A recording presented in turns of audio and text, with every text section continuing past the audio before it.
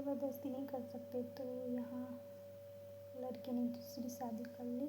लड़की की हालत इतनी कमज़ोर थी, पर वो नहीं सोच रहे थे उसकी मम्मी पापा।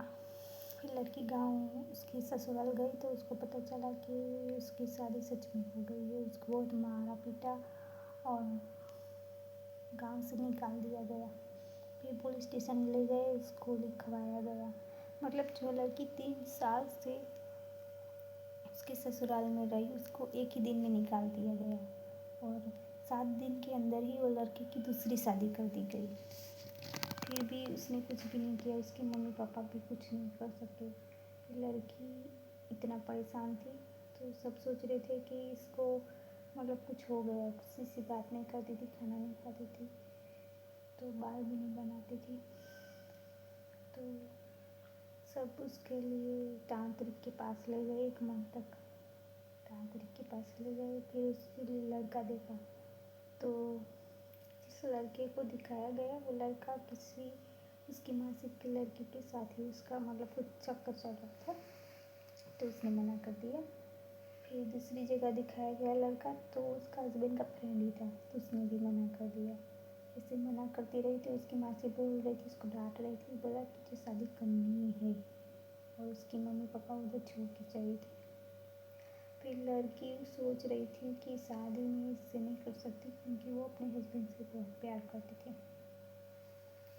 फिर लड़की को घर गई, घर मतलब शहर ले गई, मतलब उसकी माँ के घर ही थे। फिर उसकी माँ से बोल रही थी इसको 50,000 में हम बेच देंगे, उसके मम्मी पापा को भी नहीं पता चलेगा। तो ये बात उसने अपने भाई को बता दिया। लड़की ने तुरंत उसका भाई आया और उसको ले गया घर। फिर घर उसकी मामा के घर से वो शहर चली गई। शहर फिर वो काम करने लगी। जब वो जॉब उसका मन नहीं लग रहा था, जॉब नहीं कर रही थी, तो उसके मम्मी पापा भी उसको झगड़ा करने लगे। जॉब उसकी मतलब जहाँ उसके मम्मी पापा के साथ शहर में जॉब करती थी, वो छूट गई जॉब। जैसे ही जॉब उसकी छूटी, उसके मम्मी पापा उसको परेशान करने लगे। बोला कि तेरी सगाई टूट गई है, तेरी वजह से तू दूसरी जगह सगाई करेगी। और जैसे ही सगाई के लिए वो हाँ बोलती थी, तो लड़की 30 साल की 35 साल की आती थी, तो उसने बहुत परेशान होके एक दिन उसको कॉल आया।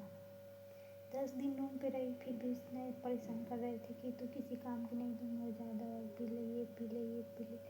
तो वो बोल रही तुम तो हमको बहुत प्यार करते थे। बोला हम तुझसे प्यार नहीं करते, तेरे पैसे से प्यार करते थे, इसीलिए पैसे हमने सोचा कि तू अपने ससुराल से इधर आएगी तो जॉब जाएगी, उनको पैसे देगी, इसीलिए बुलाया था। फिर वो लड़की गई, वहाँ से भी उसका कॉल आया कॉलेज के फ्रेंड का, कि बोला इधर अच्छी जॉब है, 17,000 पेमेंट है। तो उधर चली गई लड़की, और अभी लड़की उधर ही रहती है। और जैसे वो अभी वो घर भी नहीं जा सकती है।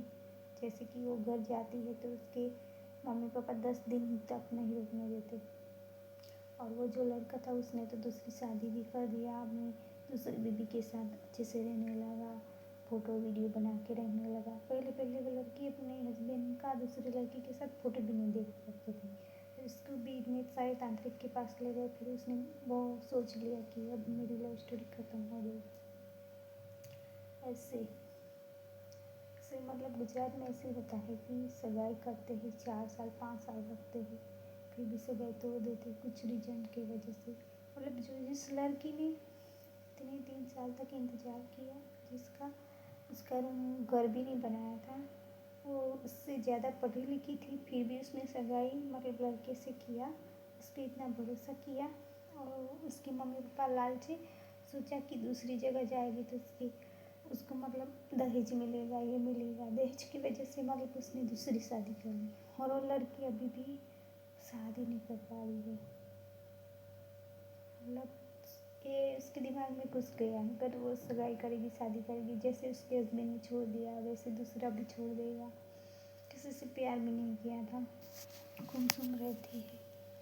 तो जॉब भी अच्छे से करती है, पर कभी कभी उसके दिमाग में आ जाता है तो बहुत रोती है। तो सोचती है कि इसके मम्मी पापा भी नहीं हैं, मम्मी पापा होते तो उसकी पढ़ाई मतलब फिर उसने पढ़ाई भी एक विषय में फेल हुई, क्योंकि जब उसकी हस्बैंड और उसका मतलब पुलिस वालों ने 7 दिन का टाइम दिया था, उसी 7 दिन में उसकी एग्ज़ाम थी। तो वो 7 दिन उसने पुलिस स्टेशन में रही बोल रही थी कि जब तक वो लड़का नहीं आता मैं इधर से नहीं जाऊँगी। तो डिप्रेशन में उसने एग्ज़ाम दिया, फिर